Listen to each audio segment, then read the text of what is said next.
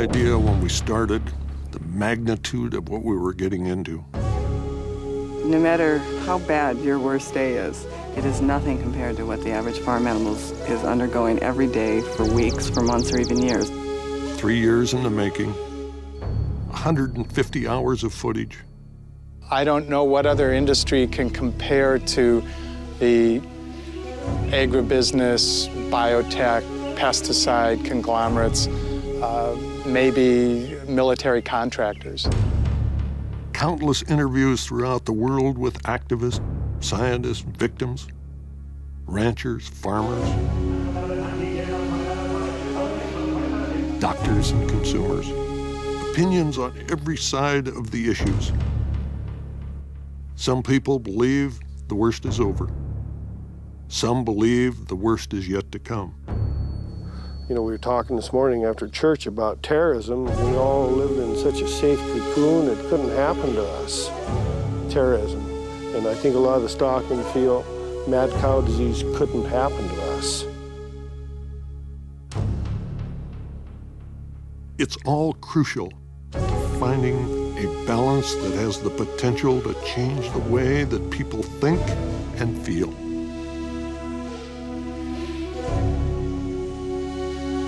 We're trying to encourage people to understand that there are new constituents here. There are other beings who should be part of the moral community and who have an equal stake, an equal say in the moral community, who have an equal share in it, and they happen not to be human beings. It is without a doubt the most important thing I have ever been involved in my life.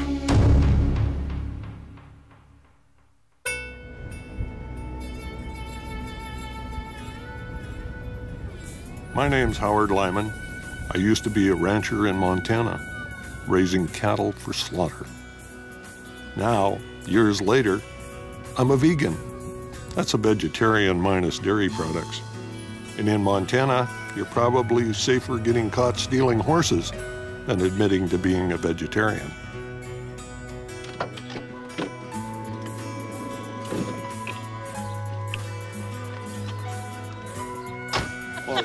Hi. How are you? I'm well. I'm well. That's good. How come you just keep getting younger and he keeps getting older? How come you're a vegetarian and you're not getting thinner? Well, if you were to talk to the people, what would be the thing that you would say to them? This is what you can do to make it better. I think that people have to demand from their food suppliers that they have a product that can be certified as organic, can be certified as not having come from industrialized agriculture. And I think they have to recognize that the industrialization of agriculture, which to me is taking the farming out of farming and replacing it with very questionable practices, is placing not only their health in danger, it places rural communities in danger, and ultimately I think what is showing up is placing our future in danger.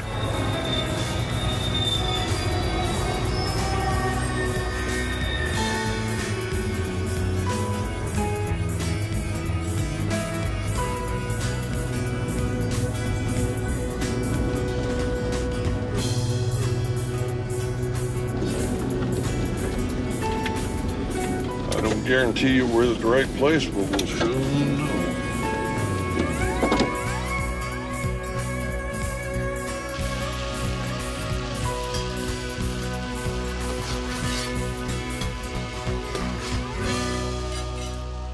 Well, let's eat first. Well, I'll come in and sit down, and you're going to try and feed me bacon and eggs, and you know, I don't eat Well, that. don't you eat any eggs even? No. Oh, God. Unborn embryos, I don't do that. God. I would really like to have my children, and they're all capable of good ranching techniques, and they're all well educated. Any one of them could run this ranch and do good as far as tending the soil and taking care of the cattle. But could they make a living and feed their family? no way. Let's just join and let's say a prayer of thanksgiving for the food we're going to eat and the land that provided the food. cooked and prepared it. And God bless Howard and his crew, and in particular Willow Jean and all the family, and my neighbor Joe. For this I pray to the Lord, amen. Maybe my ideas are not all right, but we got to get the people that are eating the food involved in this debate before it's too late. Well, and we got to get them good facts too. We can't feed them fanaticism or terrorism kind of facts. I mean, it has to be factual stuff. And that's hard to get the facts. And even if they are facts, sometimes they're not true.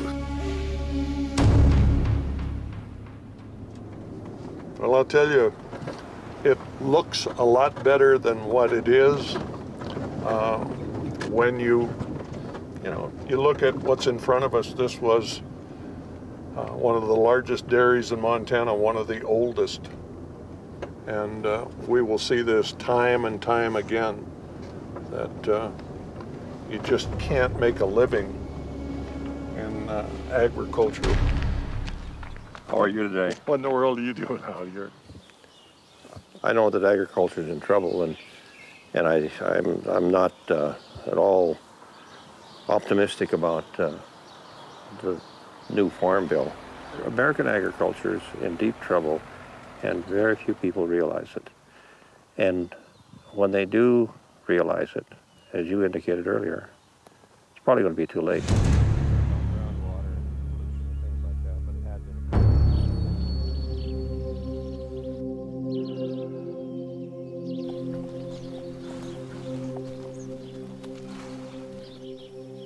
My grandfather bought this land. Ever since I was a little kid, this was home. This was where I really expected that I would spend the rest of my life. And we were organic farmers. Everything we did in conjunction with nature. I always wanted to be a farmer. I loved that more than anything. And I thought to be a better farmer, to do more, the thing to do was to go to Montana State University and get a degree in agriculture. I was absolutely immersed in herbicides, pesticides, hormones, and medication. Never one time in the time I was at Montana State University did they ever talk to me about organic agriculture. It was all about the wave of the future, feeding the hungry world. And I bought into that hook, line, and sinker, and I will never forget. I came home with a degree in agriculture, and I said to my father, I said, move over, Pop. We're gonna turn this one-horse farm into an agribusiness. And he looked at me and he said, now what in the world is that? And the thing that resonates through my mind today is the most telling thing that he ever said to me. He said, our job is to work with nature. And I said, that's old-fashioned. You know, my great-grandfather, my grandfather, my father, they were organic farmers. I came home a chemical junkie. More land, more equipment, become a corporate farmer, eat up your neighbors. If you got small family farmer next door, get his land and put it into production yourself, you can produce cheaper. Darwinian economics. I started buying more and more and more chemicals, and there was no doubt about it. We ended up with bigger yields. But the fact of it is that I knew in the back of my mind that things were not right. The wonderful thing that I had when I was a kid of birds and trees and living soil, little by little changed. And my brother, 32 years old, full of life, ended up dying probably for some of the chemicals we were using on the farm. And all of a sudden the love of the farm and spending the rest of my life here faded a little. I can't remember the figures. We had at least 500 cows and calves, and we would get up to like 5,000 head in the feedlot. So it was a constant problem, a constant worry, a constant labor problems. We experienced everything. During the first 15 years, we never put a crop in the bin. We had either flood or fire or hail or drought. And I began to think, this farming isn't what it's cut out to be. We grew up with hunters. We grew up seeing cows and calves and hogs, and they were fed and raised and went to slaughter, and they were eaten. That was just accepted. And it wasn't until I broadened my perspective, I traveled, I met other people, I saw other way of life, and I decided that isn't right. And because of health reasons is the reason I started to become a vegetarian, was health reasons. And after that, when I found out what was really going on, then it was more for the animals and for the environment that I'm a vegetarian. 1979, I ended up paralyzed from the waist down. First time in my life that I ever really stopped and took a look at what I was doing and what was happening to the farm. You can't imagine what a traumatic experience it is when you put your feet on the floor and you can't feel the floor. You'd give anything that you could to walk again. When the doctor said to me, he said, "You have a tumor on your spinal cord. If that tumor is on the inside of the cord, you have less than 1 chance in a million you'll ever walk again." All of a sudden, I was wondering, those things that were happening on my farm, were they connected with what happened to my brother? Were they connected with what was happening to my health? And that night, prior to the operation, a lot of things went through my mind. But it was not about why I became a farmer. What came to me was I the problem? Could I change what I was doing? Could I save all of this? Because I would probably never walk again. Was I man enough to deal from a wheelchair to try and save what I profess to love? And that night, prior to the operation, fully believing that I would never walk again, I committed myself that I would spend the rest of my life, whether I walked again or not, I'd spend the rest of my life trying to get all of this back to what it was when I was a kid, with birds and trees and living soil, that I had a responsibility to my great-grandfather, my grandfather, my father, my brother. Nobody was willing to walk away from the herd. Nobody else was willing to stand up and say, we are killing the thing we love the most. There was no doubt in my mind we were destroying what I loved. I knew that it was not sustainable. Well, committed myself that whatever it would take, I would do. Howard Lyman made the transition by exercising this quality of questioning assumptions, questioning the wisdom of his predecessors. And of course, his illness was what allowed him time to reflect on this. We were now in an era in the late 70s, very early 80s, where money was drying up, agriculture prices were falling, and hundreds of farmers, thousands of farmers were being forced off of their land. Howard's vision was that the salvation of the family farm was to get away from the get big or get out mentality that had ruined so many people already, and to start more holistic agricultural practices, wean themselves from the massive amounts of chemicals that they're putting onto their products and shooting into their animals. Howard believes that the family farm has been the basis for our country, our economy for years and years, and it still is. But that job is being taken away from the family farmer, and it's being put into large corporations and feedlots, and the family farmer is just pushed out of the picture.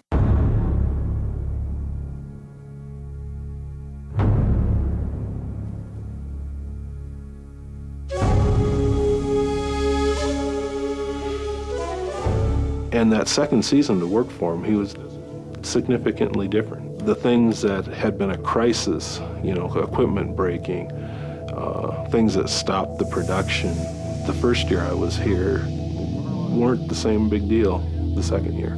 He'd lost the temper. I think he'd made some decisions. He'd made the decision to run for Congress, which I think was a decision that, no matter whether it was a successful campaign or not, was a decision to leave the farm.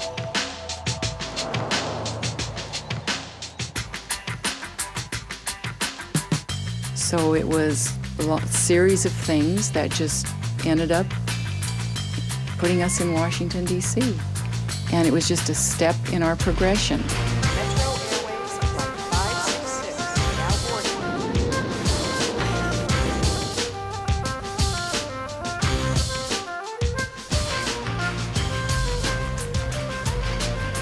That's the first hotel I ever stayed in Washington, D.C. in about 1978.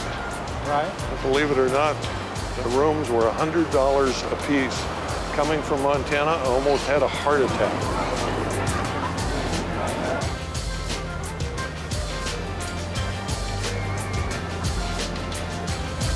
But if you stop and look at it, if you want to change public policy, which I'm committed to do, changing public policy is not going to happen in Washington, D.C. In my opinion, it's going to be out in the grassroots. So I spend 300 days a year on the road. Ask the question, who produced my food? What did they use on it? What's it doing to me, the environment, and the animals? I want you to think about this. Is it right? Is it right that we should end up with more cancer? Should it be right that we end up with less topsoil? Is it right that we end up with fewer trees? When are we as the American people going to stand up and say enough is enough? When in God's world are we going to wake up to the fact that we are absolutely destroying the planet?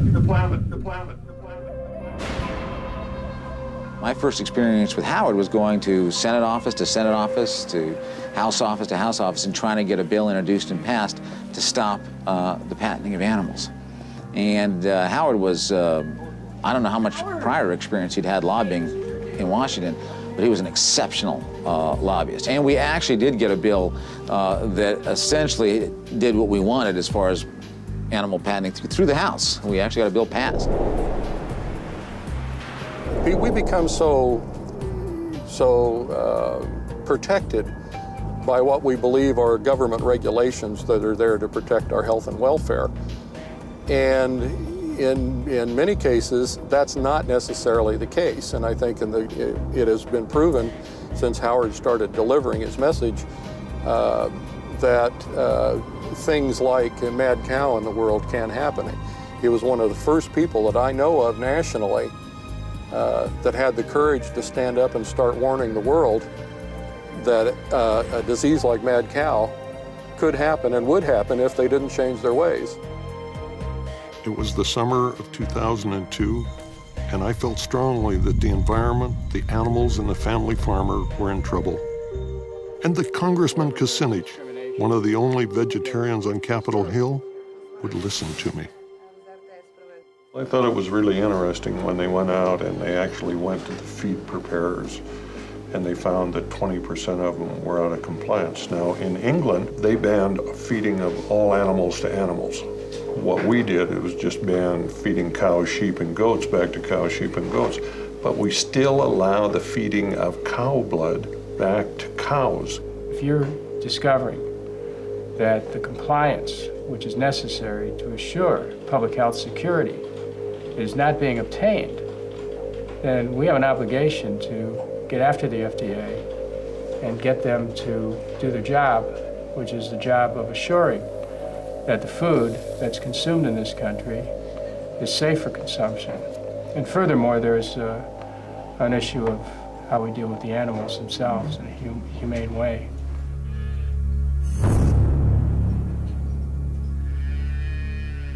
One of the bright spots of the day, actually come talk about an issue and find a member of Congress not only wants to do something about it, but has the capability of making some sort of an impact. We came to Washington, and Howard got very deeply involved in the agriculture issues, thinking that this is where he's going to make a difference to help the family farmer to survive. Well, 5 years on Capitol Hill proved that it was very, very difficult to get anything done. He decided to go to the grassroots and talk to the people. And that was a part of the progression.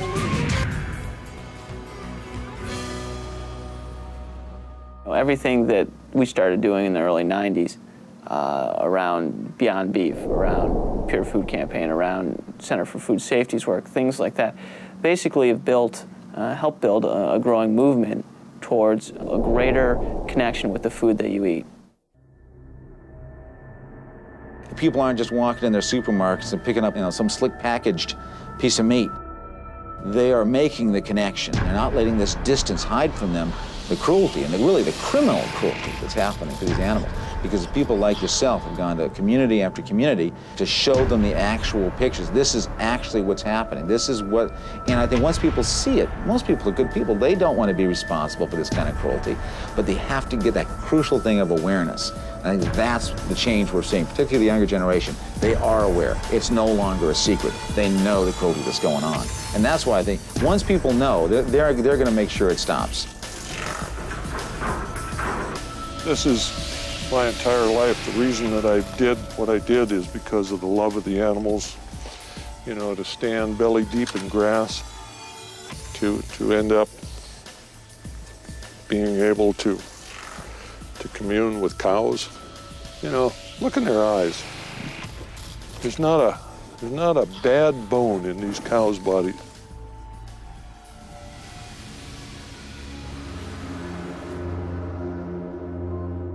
The environmental movement does not always think about another set of species, and these are the domesticated animals, the animals that are in such close relation with humans that we've completely transformed how the animals live from the moment they're born to the moment they're slaughtered. It's a problem that compassion is not often extended to them.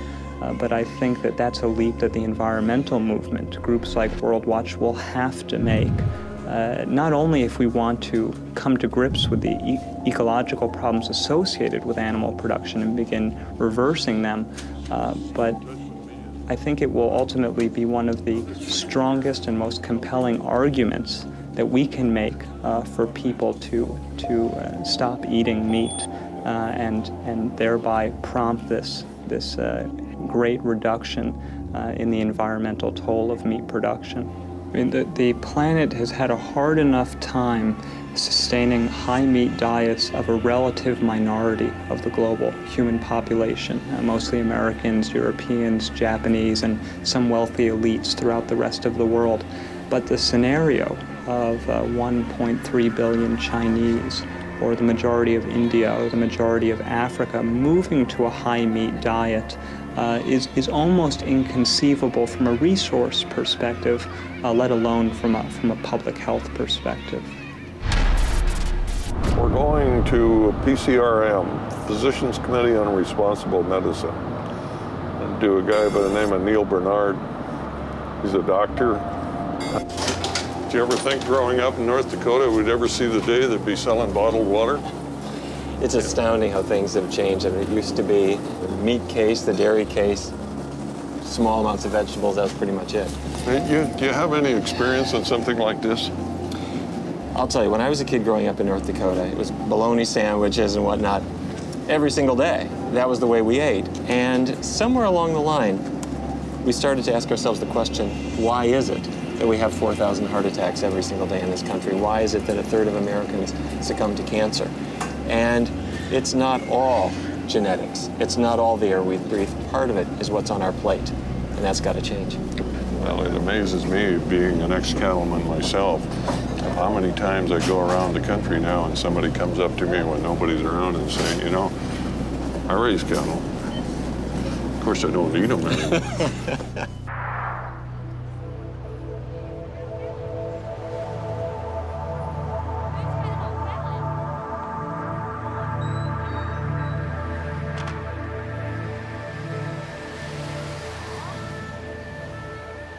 In 1996, when I was in England, the Minister of Health stood in front of Parliament and said, we no longer can assure the English people that mad cow disease cannot be transferred from cows to humans. I did 70 press interviews in 9 days. When I came back to the United States, I got a call from Oprah Winfrey's office, and they said, we would like to do a show called Dangerous Food. Could it happen here? I did not go on the Oprah show to say something that I knew to be false.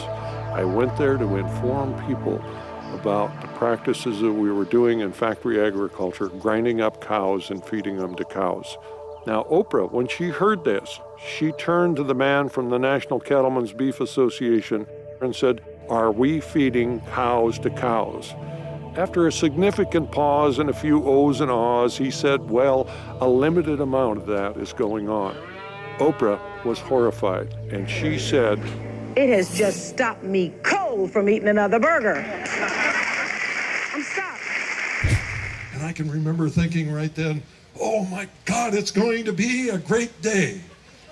Little did I understand that we were going to get sued for $180 million.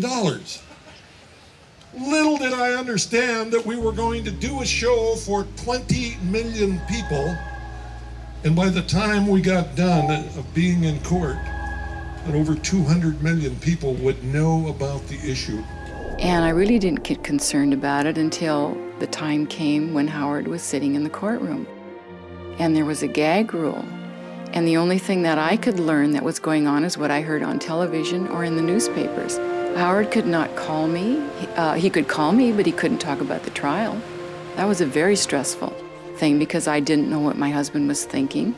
I did go down there and I sat in the courtroom for about 3 days, and then I learned what stress was. It was very, very difficult. It was difficult to see people doing what they were doing to my husband for no good reason, for speaking the truth. And I didn't understand that. That was frustrating and frightening, that when you're trying to tell the people what's really going on, you get sued and you get belittled. And it was difficult. I learned that my husband is very strong and he really cares, to the point that he will sacrifice himself, his reputation, whatever, for the better good of the planet and for what he believes. The trial was a circus in many ways, but unfortunately, it also was an extremely important trial because it was the very first time that these food disparagements were used to try to shut up media coverage of a critical issue. And the trial succeeded in getting the media to stop looking critically at mad cow disease. What's frightening about the food disparagement laws is that they're patently unconstitutional. They're the biggest single threat to free speech and the First Amendment that I've seen in my lifetime. We actually let corporations have literally the definition of persons under our Constitution, right? No, none of the animals that we're using have, none of the trees, none of nature doesn't have any standing, but corporations have standing as persons, and many of the protections of persons, including free speech. That's why commercial free speech, if you look at decisions in the last several years of the Supreme Court, they've massively expanded commercial free speech while diminishing our free speech. So here are these persons, these corporations, legal persons now, which is incredible. What a fiction. You know, how crazy is that? If you and I were to go out and cruelly slaughter animals at will, we'd be arrested, right? In Amarillo, Texas, probably the worst venue in the world, that jury found Oprah, Harpo Production, and myself not liable.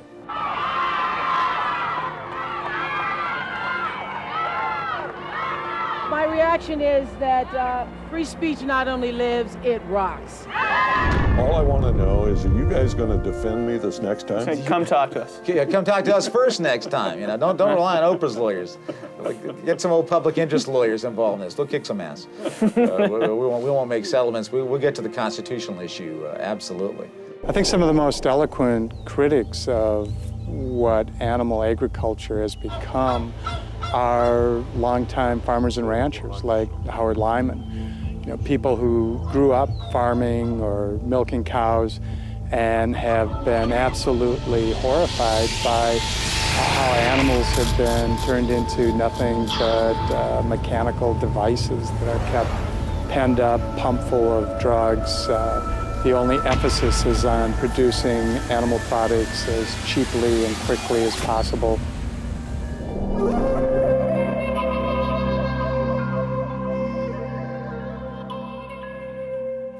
How about when we see Senator Robert Byrd? Yeah, that was amazing. One of the more respected members of the United States Senate, when he stands up on the floor and gives a long, impassioned speech on the way we're treating animals, what does it make you feel like the commitment that you've made in your life? Well, you know, there's obviously a feeling of vindication. Mr. President, I've noted in the press recently some stories that greatly concern me. And I believe that the American people are concerned and are becoming increasingly sensitive to the treatment of animals. Reports of cruelty to animals through improper livestock production and slaughter, the inhumane slaughter of animals, have hit a nerve with the American people. The number of animals killed for food in the United States is slightly in excess of 10 billion this year. Worldwide, the number is somewhere between 45 and 50 billion. Just try to imagine the perverse plight of a farm animal that's doomed to be slaughtered. A deeply sensitive, intelligent being. A cow, a turkey, a lamb, a pig, for example. One who knows what's about to happen, but it's trapped, cannot escape. Try to envision such a life, if you dare call it that, even for a few moments.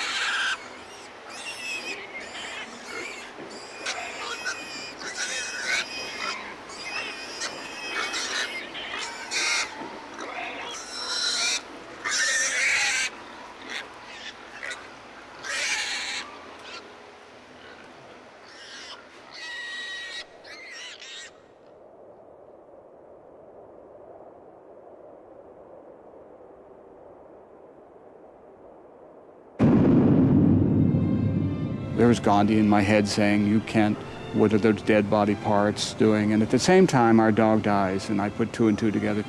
But here I was eating cows and pigs. And so for me, it was putting a face on the meat. Seeing the being who was the steak, the being who was the chop, the being who was the drumstick. There are other beings in the world who are aware of the world and aware of what happens to them. And what happens to them matters to them. It makes a difference to their life from the inside. From the inside, that they have a biography, not merely a biology, that they are somebody, not something.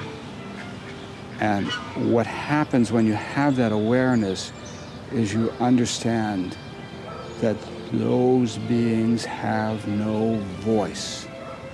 They have no power. They have no constituency among themselves to speak for themselves. And so you understand that if they're to be heard, you must do the speaking for them. But with animal consciousness, you understand that your commitment to the vulnerable extends beyond the human family. Since September 11th, we've heard a lot of talk about evil, and we tend to have this vision of evil as, fanatically, passionate people who are either religious fanatics or who are crazed, who commit evil deeds, and that's all on our front pages. And these are terrible things. And if anybody has, any of us who've suffered that in our families, we know that this is a terrible thing. But having said that, we tend to ignore the other kind of evil, which I call cold evil. This is not evil done out of passion or out of prejudice or religious fanaticism. These are the cold, institutional, systemic evils that we see, for instance, in factory farming, where billions and billions of animals are treated in an absolutely evil and terrifying way, right? And yet it's systemic. It's hidden from view. No one's passionately stabbing them. It's this system that's evil. For instance, the whole factory farm system. If the average person were to see what's happened to create that meal, it would be a horror film. But you need to create that awareness.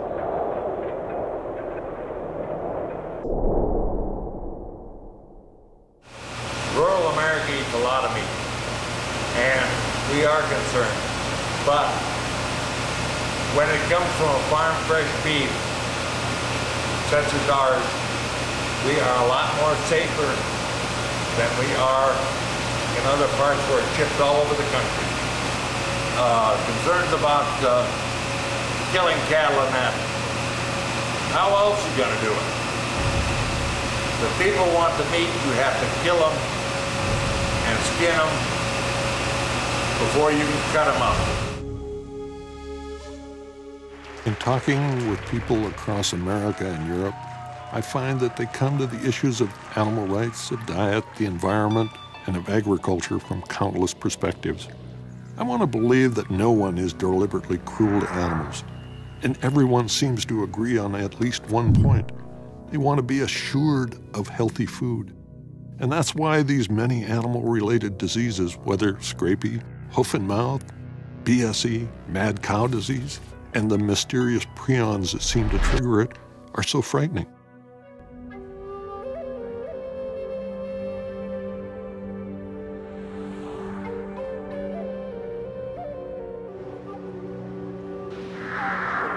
What we saw in AIDS early on was being downplayed. Not to worry, just drug users, people in proper sexual thing, but it was going to be minimal. And now what we're seeing is a crisis worldwide. Does the BSE issue, mad cow disease, have the same potential? Is it possible? It does have that potential because the similarity between these diseases is here you have diseases with very long incubation periods with agents that can spread between people. And in a certain sense, TSEs might be worse because you can't detect the disease in the early stages. The one thing about HIV or AIDS is there's now these drugs that you can take that will manage all forms of the disease. With these TSEs, once you've been diagnosed, it is 100% fatal. One thing that really concerns me, Michael, is every success that we have ever had medically that I know of, the first part of that was having the statistical information on the number of people that were suffering from the problem. That information today in the United States is almost totally obscured. Does that concern you? Yes, it does. There should be mandatory reporting I think of CJD should be a reportable disease, and furthermore, they should consider anyone who dies of any form of dementia doing an autopsy. We don't know what the rate of CJD is. There's some anecdotal evidence that suggests that between 1 to 10% of all the Alzheimer's cases might ultimately turn out to be CJD. We won't know until we do those proper studies, and they're not being done now.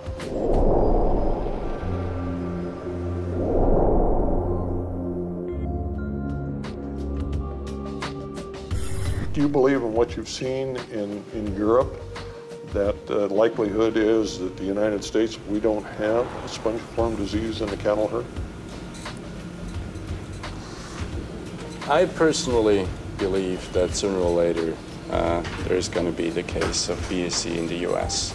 I hope for you that you don't have it, but you better make sure by doing good testing.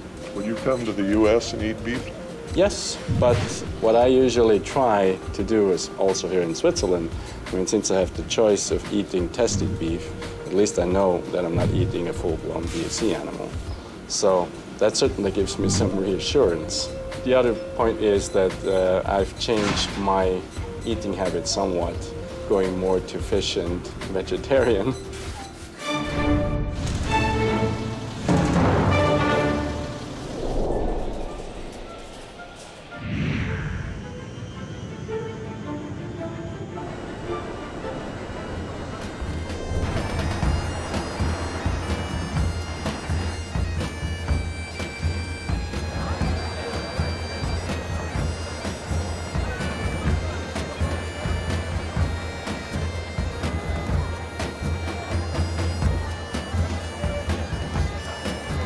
Great Britain is where the first cases of mad cow were documented, after years of denial by the government.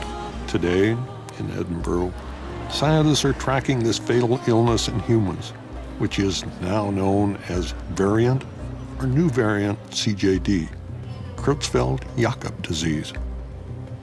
We're going to the epicenter of the CJD research in the world. This is the place that is happening.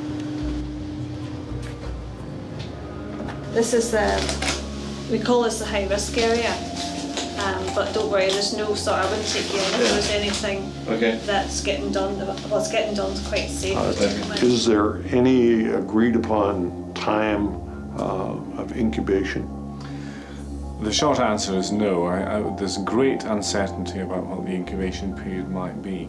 Now, we know the youngest patient to develop variant CJD died very sadly at the age of 14, and how disease began at age 12. That might give us an idea of what maybe a minimum incubation period would be. But the variant CJD is an animal to human, it's a bovine to human transmission, and we know that what we call crossing the species barrier tends to prolong the incubation. So we might be looking at an average of, say, 25 years with a distribution around there, but we really don't know for sure. Could we not have a high number of people within the population that have some of this in their system?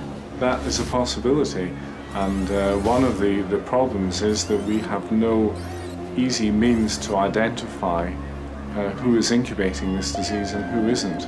The ideal thing would be to have a simple test, such as a blood test, a bit like you could do for HIV, to look for people who were infected but healthy at the time. Now, we don't have that for prion diseases, at least not yet, but there are a number of groups working on these tests, including blood tests, and we're collaborating with them to try and take this forward.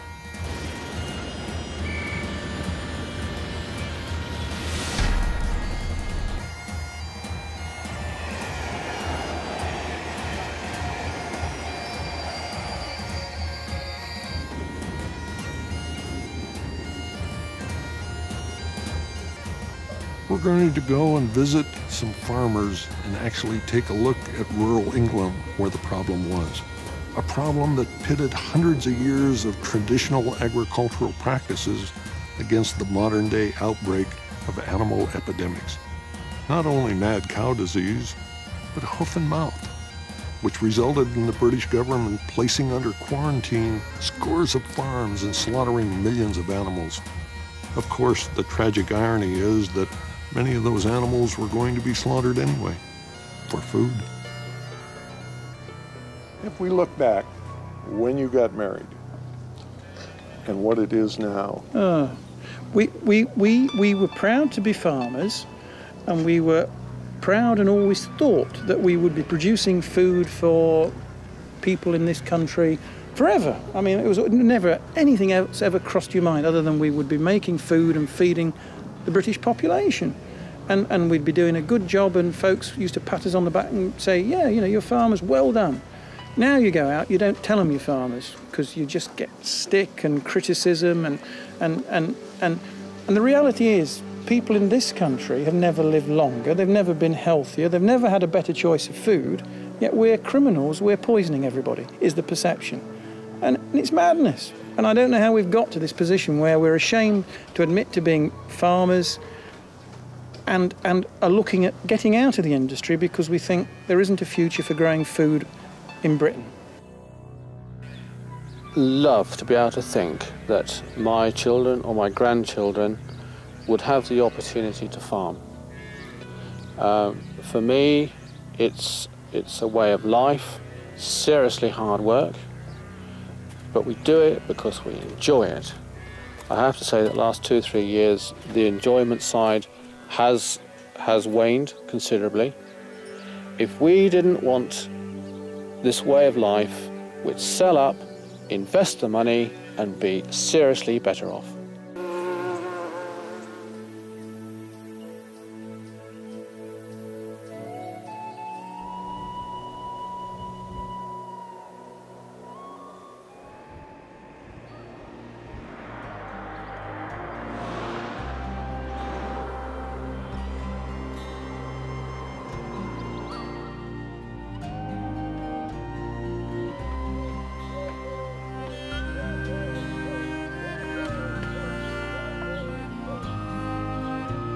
You're a mother that had a daughter with variant CJD.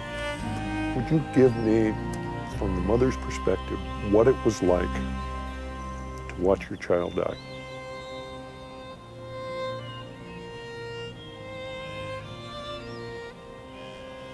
At the time when I was watching Claire die, I had to be a nurse and a mother and a carer. I couldn't afford to collapse. So I became very methodical about it. We were focused on Claire. Claire was 100%. The whole family knew that. The whole world knew that, you know. Everything stopped for Claire. What she wanted, her needs, and everything was met. But you have to understand what happens to someone's brain. It basically fills with holes. The holes get bigger and bigger, and as the holes get bigger, brain tissue is destroyed. And as brain tissue is destroyed, so function is lost. And that happens not in steps, but in gradual changes. I could have left the room at any moment, come back in, and she wouldn't have recognised me. She was funny, she was rude, and she deserved to live. I open my eyes every morning, and the first thought is, oh my God, it's true, she's dead.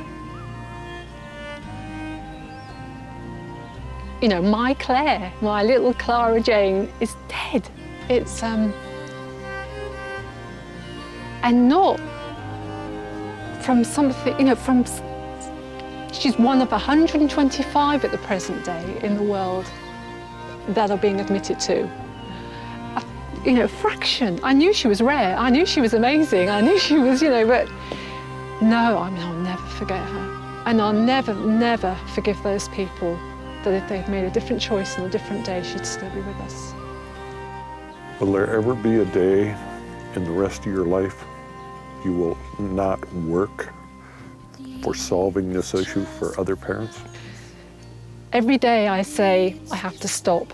It's affecting me physically, it's affecting me mentally and emotionally, and it's affecting my family, and I have to stop. But I can't, because if I stop, then I'm guilty of not passing on information I have, and that may save someone else's life. They've plunged us into this for the rest of our lives. The only choice I have is how long my life is. And there are some days when I don't want it to be particularly very long, because to know there are people out there that would look at pounds, shillings and pence, dollars and cents against a person's life and try and measure it, leaves me in a world that I didn't know existed, that human beings can do that to each other. When we lost Victoria, she was the 13th victim in Britain, and we hadn't heard of it. We had heard of mad cow disease, but we hadn't heard of new variant CJD. It was, in fact, when they tested her for it, I asked, was there a cure for this? And they said no. We found out to our cost, but somewhere along the line, we've fed our daughters something with this prion in which has caused this disease. And the incubation period could be anything 5, 10, 12, 20, 40 years. And we had to watch our healthy, beautiful daughter die from something that was totally out of our hands. What I'd like to say to parents in other countries is not to go along the same road we did. If their governments are handling the situation the same way as our government did, is to make sure it stops as soon as possible. to be warned by what happened here. That's why we fought so hard when our son died, to stop this happening to other parents in other parts of the world. Take a lesson from what happened in this country and don't let it happen in your country. I just don't want to see anybody else suffer like this. No parent should have to go through it.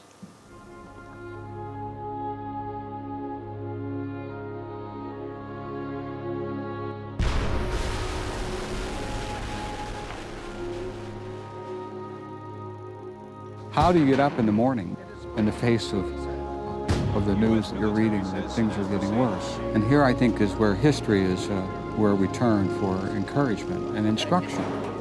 We look at how Native American people were once viewed and treated by the conquistadors when they were viewed as not human beings and when their blood was used to fertilize fields. It's unthinkable today. When we look at slavery in America, when you could buy and sell and beat with impunity people of African descent. Unthinkable today. When women couldn't divorce or own property or get an education or vote. Unthinkable today. What history teaches us is that a few good people who are determined and who are persistent, who don't give up, can change the world. So what we have to believe as activists is that we're not going to do this tomorrow. The wall of oppression has to be taken apart a brick at a time. When we get a critical mass of people, change will occur. That's how I go to sleep at night. That's how I get up the next morning. That's my faith. When I go out, I try to relate to people of the fact that nobody came further from the issue than I did. That I came from fourth-generation farmer, rancher, feedlot operator. That I've probably been responsible for more animals dying than anyone that will sit in one of my audiences. But I really feel strongly that if we are going to deal with the problems that we have, whether they are health, environment, or the animal issues, we have to do it in this generation. I believe that we are up against the wall. And that means that we can't take a pass, that we can't look at it and say it's up to somebody else, that somebody is in charge, that the government has somebody that is looking after the problem. My message to people is that it's up to you right now to get involved. And if you don't, there may not be a future for our children and grandchildren. That all of those animals that we are killing, those animals are killing us. This is about the absolute survival of the human species. That's my message, and I will spread it as long as I have breath in my body. This journey that Howard and I were on, we stepped through it together. It takes time for people to change, and the animals are very patient with us and very loving. Just look at your pet dog, look at your kitty, how patient they are with us. And they're just waiting for us to become informed, to become enlightened. And so that's the hope that I have, that it's going to happen someday. We have faith that it's going to work out. It's going to work out for the animals, it's going to work out for the planet, it's going to work out for the people on the planet. It has to. We have no choice.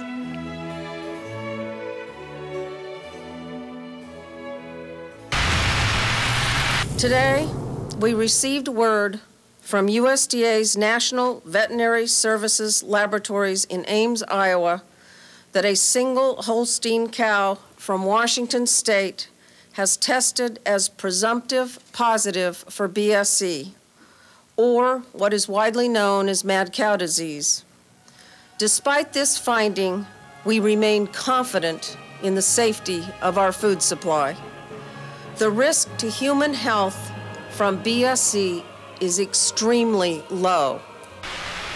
A disaster of biblical proportions. Until December, when word of mad cow disease spread. Some major problems, and our government is a big absolutely evil and terrifying way. Right? Once you've been diagnosed, it is 100%. And the inhumane Slaughter. Somewhere between 45 and 50 billion. How else you gonna do it? Not on this cold, systemic evil, which is really what's causing global warming. How animals have been abused, misused, misrepresented. They have no constituents. Sit around and say, well, we mustn't eat animals. It's crazy. And they better take heed to it's what... Madness. It's madness. It's madness. It's about time. Yeah, I missed you. Yeah, you don't have to put up with this no more. No, a little ear scratch. Yeah, how about you? You want a little ear scratch? How about you? Oh, tell you what. Yes. What are we gonna do, huh? What are we gonna do? In a nice place to live. Yeah. I'll tell you what. There's just nobody in the world. Better old guys than you are. Yeah. When you go to heaven, you tell your friends up there, I'm doing what I can for you. Yeah, okay? Sure. Yeah. You ever been that close to them before? Isn't that nice? Big old guys.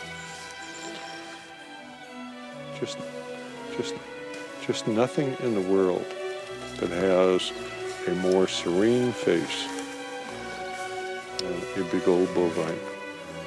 I mean, they don't have a bad bone in their body. I mean, they're happy. They're nice to come and see you, and they care about communing with you. Can you imagine for us to kill something like that? We kill them and they're killing us. How long is it going to take? It's wrong. Absolutely wrong.